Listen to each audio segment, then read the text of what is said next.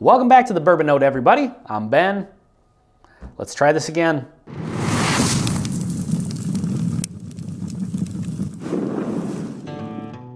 So recently I did a video where I did a blind flight of the regular Wild Turkey 101, the Jimmy Russell 70th anniversary, and I threw in a Kentucky Spirit Camp Nelson Warehouse bottle. And much to my audience's chagrin, the regular 101 actually won that flight. So I wanted to come on here and try this again just between the regular 101 and the 70th anniversary, just based on the feedback that I've gotten about this bottle in particular. I seem to be the only one who doesn't see a stark contrast between these two bottles. And so I wanted to redo this and just see if I get different results this time. I had a pour of this, the 70th anniversary, a couple weeks ago, and it came across as particularly good, and it got me thinking. This was after I had filmed that blind. It got me thinking, like, was that a fluke that the regular 101 actually won that day? Because when I had this pour not that long ago, it came across as much better than I remember regular 101 being. So I figured I'd come on here, I'm gonna try this again. Before I get too far into this, you'll notice that this is the old school label of Wild Turkey 101. This is just a stand-in bottle. This is an unopened bottle that I bought when the label was discontinued, just as a collector's item. I'm actually doing this from an airplane bottle that I bought off of Total Wine a few days ago. So this is the new version. I know a lot of people think that every time the label changes, the bourbon changes. That's for a whole nother video. But just to be clear, this is not old school Wild Turkey 101 that I have in the glass today. So let's get into it. Like I said, I had a lot of feedback from viewers and from other channels and from friends that just said that there was a stark contrast between these two, night and day difference. I just didn't find it. Now, in my blind, I did say that when it came down to picking a winner between the regular 101 and the 70th anniversary, it was basically a coin toss. Like, they were so close that I kind of just had to pick one. And so that's kind of how that ended up being. And I'm expecting that this will kind of be the same. So I figure on any given day, either one of these could probably win. And there is a conversation to be had about, how reliable blinds are anyway. Because, I mean, I think you guys, if you're into bourbon, you're into whiskey, you've been doing this for a while, you've probably experienced sometimes you can do a blind flight of something and maybe one bourbon will win one night. If you did that exact same blind next week, a different one might win. There's a lot of variables that go into it. And so blinds are not 100%, accurate, I guess. I think it just depends on maybe the order you drink them in, what you're feeling that particular night. So anyway, let's get into the tasting here and the nosing. On the nose, right off the bat, I feel like the one on the left here, let's go sample number one, sample number two. Sample number one being on my right, sample number two being on my left. Comes across as a little more bold, to be honest. But, I mean, if you handed me these two and I didn't know what they were, I would say they're extremely similar to each other. And at the end of the day, they really are. The regular Wild Turkey 101 is said to be, a blend of 6 to 8 year barrels at 101 proof, obviously. The Jimmy Russell's is 8 and 9 year barrels at 101 proof. So, I mean, I don't know why people expected this to be so different. I mean, there is something to be said about which particular barrels from the warehouse you choose. And there's definitely some science to back that up, but I don't know. Based on the nose, I'm not seeing a huge difference. They both kind of have that classic Wild Turkey funk, which is to be expected. But yeah, there's not a whole lot in the way of different notes that I'm getting from either one. I feel like the one on the left is just a slightly stronger. And so I would say if this one is a 10, this one's a 9.5. They're that close. Let's get into the tasting. I'm just gonna go ahead and raw dog these. Usually if they're different bourbons, I'll do water in between them. I don't want the water to influence the whiskey at all. Now I know when you're drinking one whiskey and then another one right after it, you know, the previous whiskey is going to influence the next one, but these are so close. They're the same brand, they're the same proof, they're close to the same age. If there's that much of a difference, it should be noticeable raw dogging them. So I'm going to go ahead with the tasting here. I'll fast forward through it and I'll check in with you in a minute. Okay, I'm back with results, and I gotta tell you, it's the same thing as last time. This is a coin toss. Just based on the blind tasting here, I am not noticing nearly enough of a difference to warrant the price tag on this one. And I know that's gonna piss some people off because this is just a beloved bottle to some people, to most people, for whatever reason. I honestly think it's really good, but I think Wild Turkey 101 in general is really good.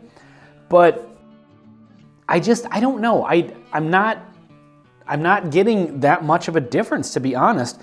I think I'm gonna go with sample number 2 here on my left. And the main reason for that is on the nose I got a little bit better of a vibe, but on the palate there really wasn't much difference.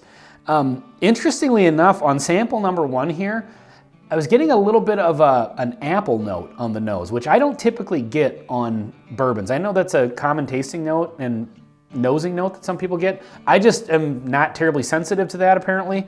I don't usually get it, but I'm getting it on this. And so I like the more cinnamon forward, a little less appley on sample number 2. So I'm gonna give sample number 2 the win, mostly just based on the difference on the nose. Now, that being said, the difference on the nose is razor thin as well. So before I reveal the results here, I'm not sold on this bottle. I really am not. For the 60, 70 bucks it goes for, I'm happy to have one on the shelf, but I wouldn't buy it again if I saw it. Just based on the 2 times now that I've put it up against regular 101, and it's not standing out. And for those of you who, you know, will die on the hill that this is night and day difference, I would challenge you to do a blind. And, you know, when you're doing 2 glasses, it's 50-50 which one's gonna win. So, you know, unless there's a very stark contrast, which again, I'm not finding on these, you know, on any given day, you know, between 2 bourbons that are this similar, again, it's kind of a coin toss. But, you know, from what I'm hearing from people, these bourbons to them are not that similar, and this one is leaps and bounds better. So, I don't know. I guess take my blind tastings for what they're worth, because this one might win this time because they're so close. I really think I could do this flight 10 times and just, it would go back and forth as to which one I'm gonna pick.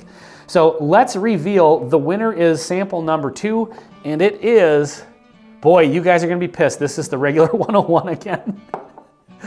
I think I said, I didn't watch the other video before recording this one, but I think I said in that video that it just came across as it had a little bit more boldness to it, just a little.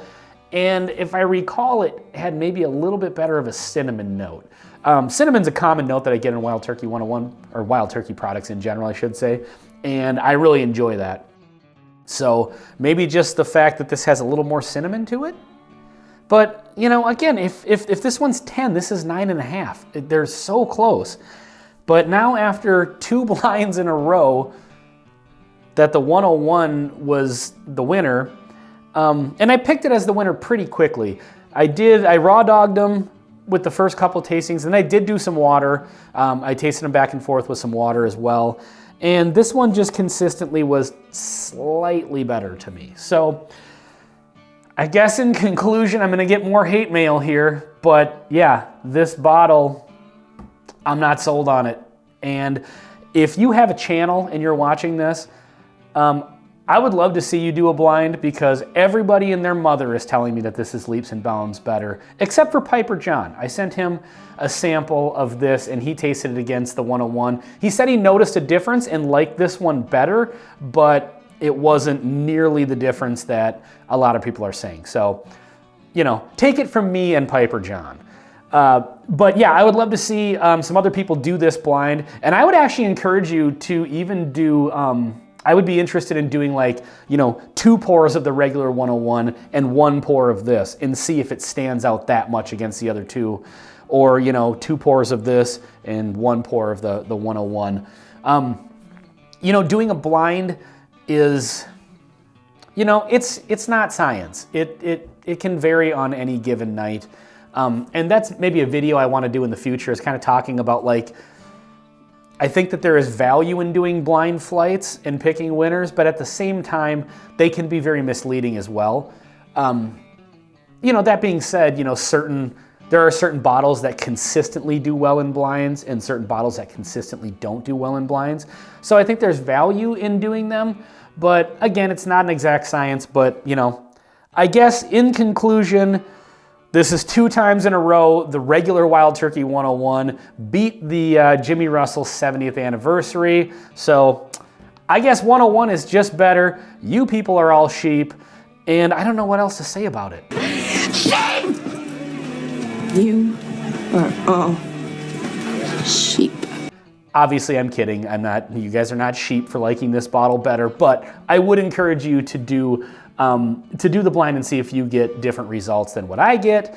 And, you know, that's kind of the fun of doing this whole whiskey thing on YouTube, is that different people have different opinions, different palates, different things that they like and dislike.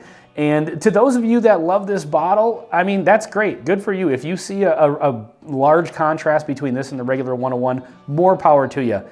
I'm just not getting it. And, you know, maybe some of that comes down to, you know, I've kind of wondered about, like, you know, different people like different things and different people get different tasting notes out of different bottles. And, you know, that might just come down to maybe there's certain tasting notes that individually people are more and less sensitive to, you know. And so I think that for this one, like I said, I got a little more cinnamon off of this one, and I happen to really like that, so this is the winner. I got a little less cinnamon on this one, maybe a little more oak, but very, very little. But maybe you're more sensitive to that, and that's why you like this bottle better. So I don't know. Let me know in the comments what you guys find. I'm gonna quit rambling about this because, I don't know, there's just not much more to say about it. But hey, thank you very, very much for watching. This has been Wild Turkey 101 versus Wild Turkey 101 Jimmy Russell 70th anniversary on the Bourbon Note. I'm Ben. Please like, comment, and subscribe if you haven't already. We'll see you on the next one. Wait, aren't you forgetting something? So I forgot to do the blend. I mean, it's a blend of Wild Turkey 101, essentially, at this point. But, you know, if you watch this channel regularly, you'll know that if I ever have more than one bourbon on the bar or whiskey on the bar, I am going to do the blend. So let's get into it. Cheers.